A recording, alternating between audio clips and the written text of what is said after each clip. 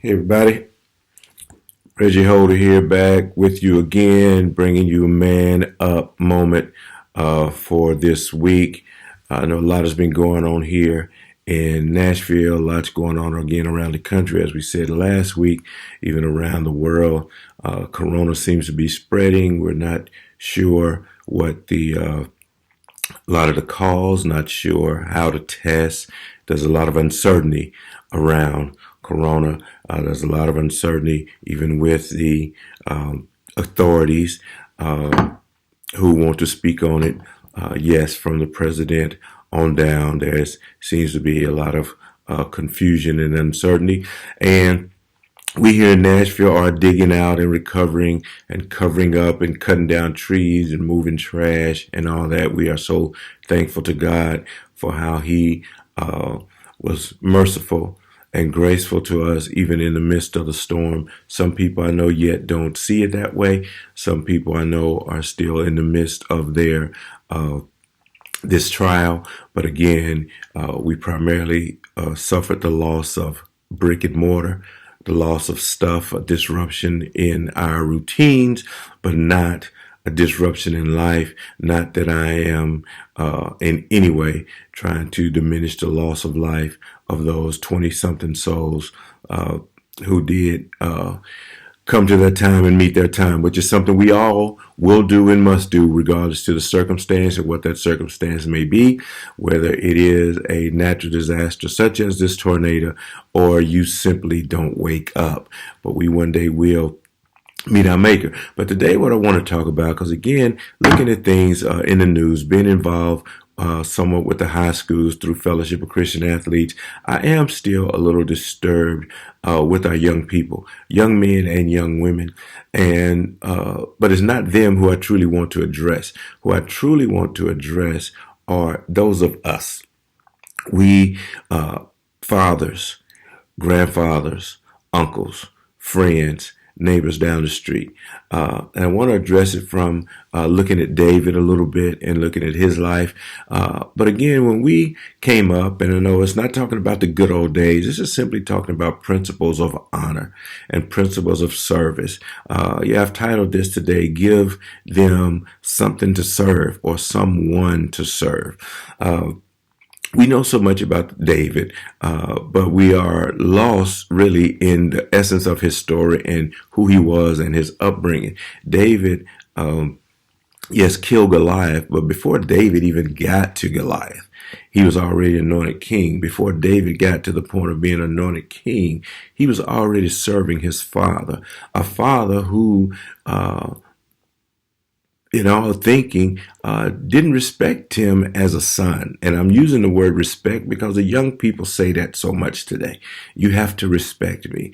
Well, as a son, we know when we grew up, we never thought about our parents respecting us. They were our parents. So we didn't think about the respect they gave us. We thought about the respect that we gave to them.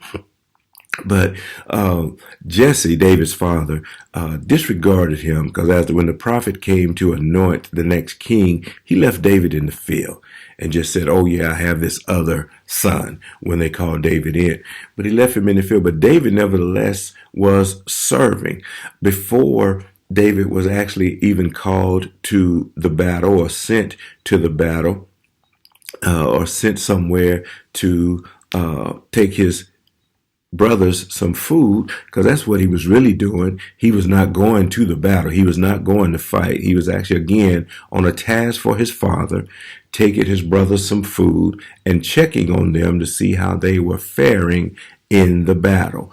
But before even any of that happened, Saul, King Saul, because he had fallen out of favor with God, because he had left God for power, and seeking after things that a lot of times men seek after. But because those things, the Spirit of God was no longer with him, and an evil spirit had come upon him, they sent for someone to come to play the harp for him, that it may soothe him. David was that young man that they called in. So David was in service to the king. He was in service to the king before he ever came down to visit his brothers. He was in service to his father.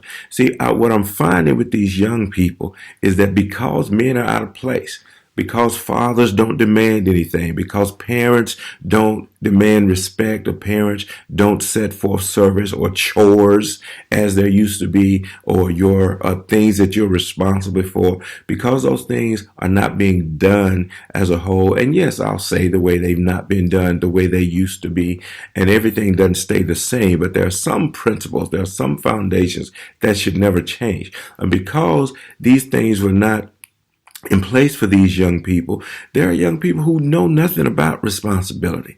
They know nothing about respect. They know nothing about staying, honoring mother and father, honoring the neighbor down the street, honoring the old man on the corner because he's an old man.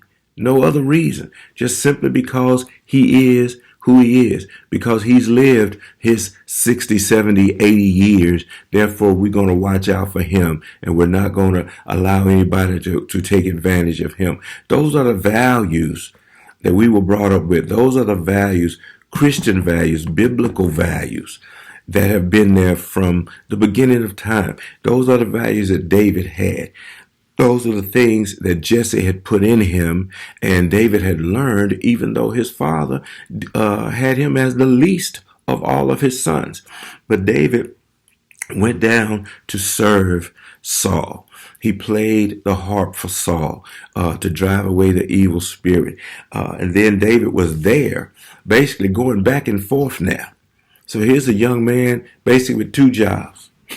Two jobs, living at his dad's home, but not jobs. He was in the service of the king, but he also still had to tend the sheep of his father. So David was going back and forth between Saul and his father, serving the men of his time, serving with honor, serving with respect, serving with dignity, the men of his time. We have to give these young men and these young people something to serve. In the midst of Xbox, in the midst of all the distractions they have, all the devices that are in their hand or in their face, we have to give them a yard to cut, give them a car to wash, give them chores to do, give them a floor to vacuum, give them tasks that they have to complete. Take them to work with you in your hobby. Take them to work with you on your job if you can. And I know jobs have changed so much. Yes, for me, I was able to go on the job some with my dad because he was a carpenter.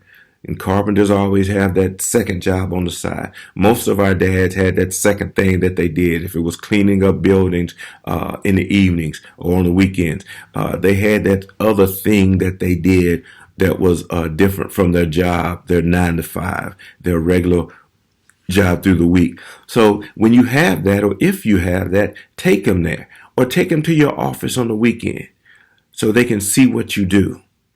Take them to the places. Have them when you're putting your papers together. I understand that there are those who we work for ourselves nowadays. There are those that are, so your office is at home. Well, bring him in there sometimes and have him file papers for you. Yeah, have him, click on something. Have him do something. Have these young people, the young men and the young ladies. And yes, brothers, it needs to come from you. Those of you who are not in the home of your kids and you get them on the weekend, every other weekend or every 2 weeks, whatever the setup may be, when you get them there, you can't just be the fun dad all the time. Everything just can't be about fun. Everything just can't be about pleasure. Everything can't be leisure. Give them something to do. You working in the yard, have them get dirty. Yes, have them get dirty. Or you have someone hired to come to do some work at your home. Show them the paperwork. Show them what you're doing. Show them why. Have them learn. Have them learn at your side. That's the things that David had done.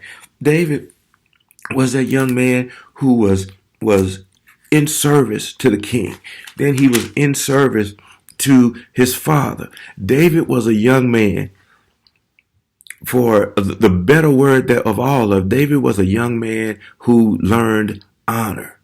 He learned honor in the face of them not even understanding or not even caring, for the most part, who he even was as far as his name. When you go to 1 Samuel chapter 17, verse 56, and after David had killed Goliath and still had the head in his hand. This is how crazy this is. Starting in verse 56, the king said, "Find out who son this young man is. Find out who he is." As soon as David returned from killing the Philistine, Abner took him and brought him before Saul, David still holding the Philistine's head in his hand.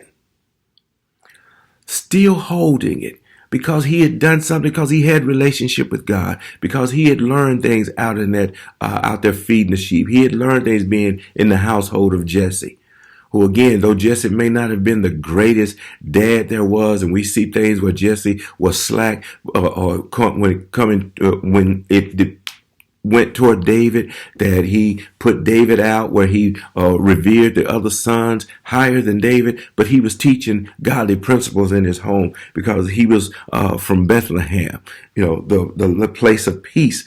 But anyway, when David came before Saul, he still had Goliath's head in his hand, and the question was not what's your name, not who are you. The question was, whose son are you, young man?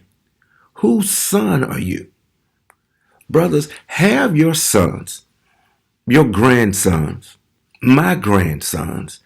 I want them to be so proud of me. Have them to be in such reverence of me. Have them to see the manhood in me and the man that I am. To have them that people won't even want to know, by watching their service, by seeing them accomplish, they want to know, boy, who do you belong to?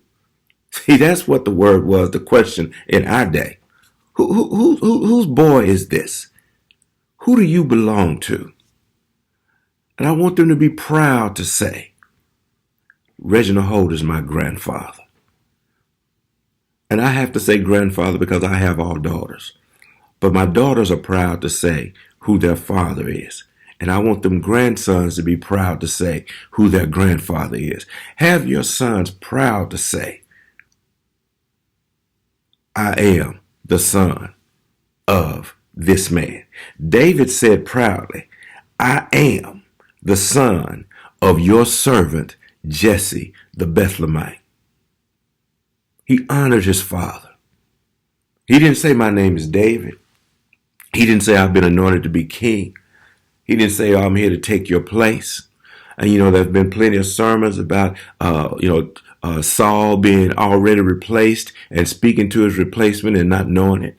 About people sitting in your seat and not knowing that all they're doing is keeping that seat warm for you. And I understand all that, and all of that was in place for David. And he had knowledge of all of that. But because he honored God, because he honored his father, because he honored the king, he stood with respect. He stood with respect. And see, we get so much of that today. We talk about 45. And I talk about him. I try to hold back and be respectful of the office because I disagree with so much. And yes, I'm putting myself out there, which is also why I call him 45. Respecting the 45th president of the United States. Because the person of Mr. Trump, I don't respect very much. Not as a man. But I respect the office of the President of the United States. But because we talk so much, we've got it where our children say what they want to say. But in the midst of teaching them that, it's all teachable moments. Teach them to respect the office of the President, the office of authority, the office of congressmen and senators and governors and mayors and council people, and yes, pastors and teachers and principals and anyone that stands in the place of authority. These kids run around with no honor. They run around with no respect. I see it every time I go into the public school. See it every time. And the teachers, yes, are doing all that they can. So many times their hands are just tied. There's only so much they can do.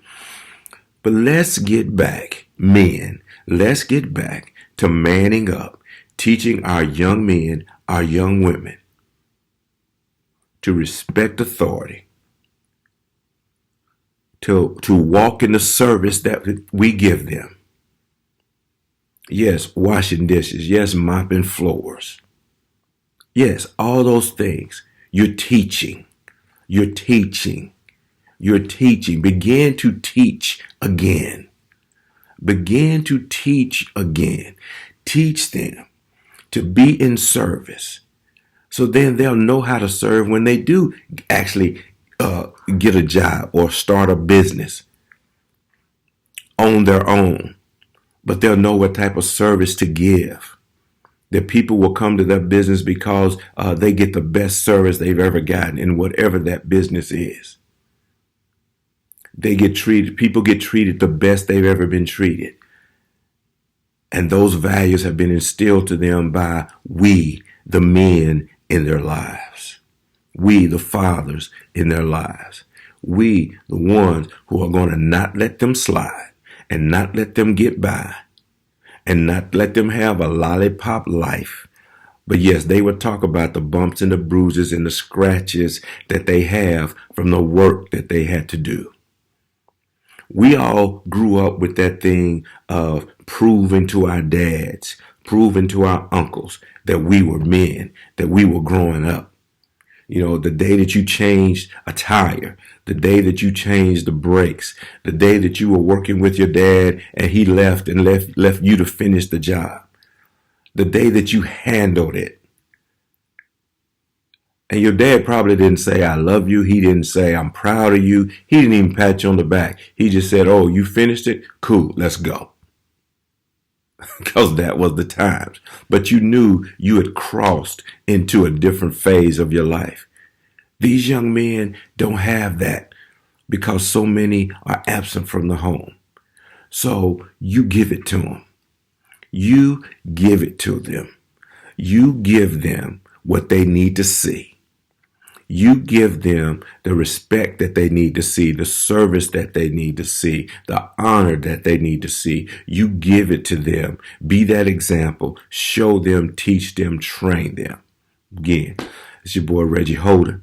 Thank you for being with me. Those of you who came on live, those of you who will see this even later, thank you for being with me. Again, go to the website, pick up the book, As One, Like Christ in the Church. It's on the website. It's on Amazon. Again, I can be reached at ReginaldHolderMinistries.org for any services you may have, conferences, men's breakfasts, talks, anything like that. We're here to serve. We are also so glad, again, to be able to encourage you all out there. And we're here to lift up men, to build up men. Stay in your place. Don't give it up. Not to the Me Too movement, not to the liberal society, not to those who say the Bible isn't relevant.